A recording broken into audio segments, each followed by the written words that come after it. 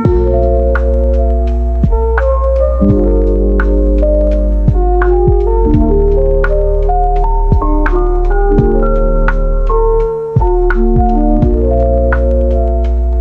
Guys, so welcome back to my new blog. क्षेत्र type सबजना सन्चै आरामै हुनुहुन्छ होला, म पनि सन्चै आरामै छु भन्दै। सो मेरो आजको कन्टेन्ट चाहिँ कस्तो रहिरहेको छ भन्दाखेरि म चाहिँ बुटुलतिर आइरहेको हिजो चाहिँ गुल्मीदेखि। सो म चाहिँ जब गर्नको लागि बुटुल आइरहेको, बाइक चाहिँ मेरो गुल्मी तम्घास नै छोडेर आइरहेको छु। त्यही नै हो। म चाहिँ आज 230 चाहिँ जब खोज्न जान्छु होला। अनि जब खोज्न गइसकेपछि के कस्तो हुन्छ हजुरहरूलाई आजको टाइमको अपडेटहरू चाहिँ देखाइरहन्छु। अनि बुटोलमा चाहिँ गर्मी पनि एकदम छ।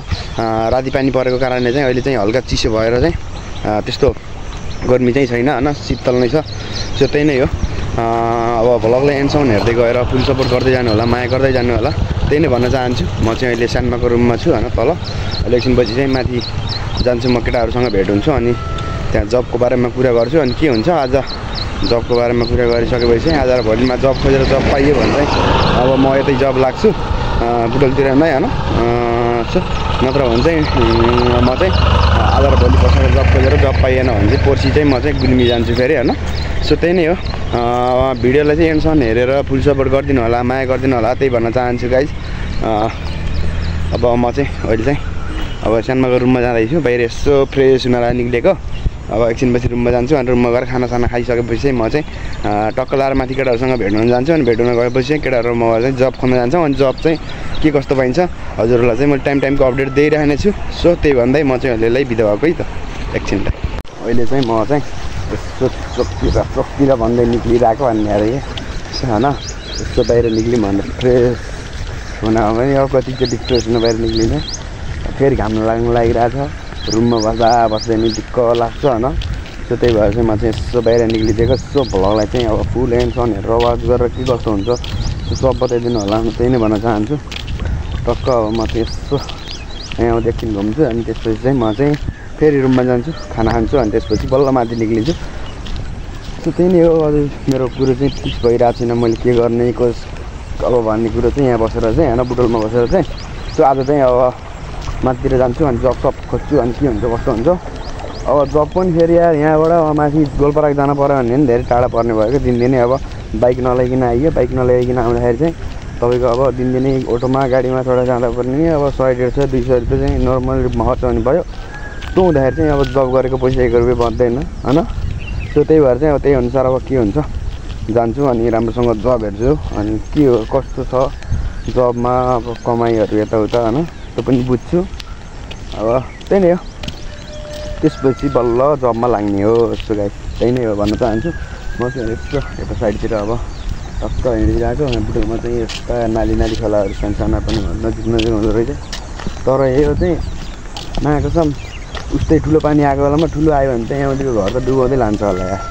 सो त्यही नै हो गाइस। फाइनल रूपमा भन्नुपर्दा म चाहिँ अब लाग्दिन लाग्यो अनि माथितिर चाहिँ अब जान्छु अनि त्यहाँ गोलपारा गइसकेपछि चाहिँ हामीले चाहिँ त्यहाँ साथीहरूसँग भेट हुन्छु। म चाहिँ समीरसँग अनि समीरसँग भेट भइसकेपछि चाहिँ त्यहाँ जबको बारेमा कुरो भइरहेको छ अनि त्यहाँ गएर चाहिँ बुझ्छु एकचोटि राम्रोसँग हैन के हुन्छ। अनि त्यसपछि चाहिँ म चाहिँ हजुरहरूलाई टाइममा अपडेट दिइराख्ने छु हैन। सो त्यही नै हो। गर्मी छ हैन। अब यहाँ हिँड्दै मेन रोडसम्म जानुपर्ने हुन्छ, मेन रोडमा गएर बसमा चढेर जानुपर्ने हुन्छ। फेरि अटोमा गयो भने चाहिँ अटोले महँगो भाडा लिन्छ अनि त्यसपछि चाहिँ भ्याउ हुन्छ। त्यही भएर चाहिँ म हिँड्दै माथि मेन रोडसम्म जाम भनेर चाहिँ निक्लिरहेको हैन। सो त्यही नै हो। यता गर्मी लास्ट वाइल छ यार गाइस, भेजा क्या पसिना आइरहेको जस्तो भर्खर हिँड्दै हैन। अब अहिले एकैछिनपछि त यहाँ बाहिर हिँड्नै सकिन्न क्या, मर्न लागेको हुन्छ। सो त्यही नै हो। पसिना अब यसो 2 मिनट हिँड्न लाग्यो पसिना आइहाल्न लाग्यो। गाह्रो छ यार गाइस, गाह्रो छ। सो अब म त्यही हो मेन रोडमा जान्छु अनि मेन रोडमा गएर चाहिँ त्यहाँ बस पक्रिन्छु अनि बस पक्रेर चाहिँ म माथि गोलपारा गएर अनि केटाहरूसँग भेट भएर चाहिँ जबको बारेमा कुरा गरेर जबको बारेमा बुझेर चाहिँ आउँछु। सो त्यही नै हो गाइस हैन। त्यो दिनजेलको लागि चाहिँ म क्यामेरा अफ गरेर हिँड्न लागिरहेको हैन। सो यस्तै भ्लग बनाउँदै हिँड्दै गर्ने भने चाहिँ अब यहाँ पसिनाले गर्दाखेरि चाहिँ मिल्दैन कि। सो त्यही भएर है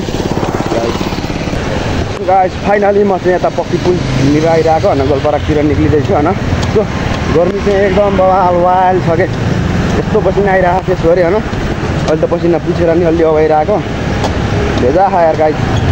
अब यहाँबाट चाहिँ म गोलपाराक जानुपर्ने हुन्छ बस खोजेर मेन रोडमा गएर होइन मेन रोडमा जाने बाटै थाहा नभएपछि गाह्रो हुँदो रहेछ क्या मलाई चाहिँ यतातिर खासै राम्रोसँग थाहा छैन अनि त्यो हुँदाखेरि चाहिँ अब मेन रोडको बाटो खोज्दै मेन रोडमा जाँदैछु अनि त्यसपछि चाहिँ म बसमा चढेर जानेछु सो सबजनाले भ्लगलाई एन्डसम्म हेरेर फुल सपोर्ट गर्दै जाउँ अनि के कस्तो हुन्छ त्यो पनि बताइदिँदै जाउँ होइन त्यही नै हो अहिले चाहिँ गर्मी भएको कारणले खासै म बोल्न सकिरहेको छैन राम्रोसँग होइन गर्मी पनि वाइल्ड छ क्या अनि फेरि मेरो फेरि त्यसमा फेरि के भयो भन्दाखेरि चाहिँ यता मुख सुन्ने चाहिँ के भयो त्यही नै हो गाइस भइरहेको छ गाइस हामी चाहिँ फाइनली होइन यहाँ जब फोनमा हिँडिरहनु जस्तोमा भएर होइन अब हिलेबाट हिँडेको दुःख मात्र पाइरहेको छ होइन यतातिर बहुत बबाल वाइल्ड गर्मी छ मसिना पनि आइरहेको छ छोरी होइन त्यो भेजा छ यो के ठाउँ भन्छ अरे त्यो ठाउँको नाम के अरे पश्चिम जाने साइड होइन त्यतातिरको रोडतिर आइरहेको छ भन्न सो गाइड त्यही नै हो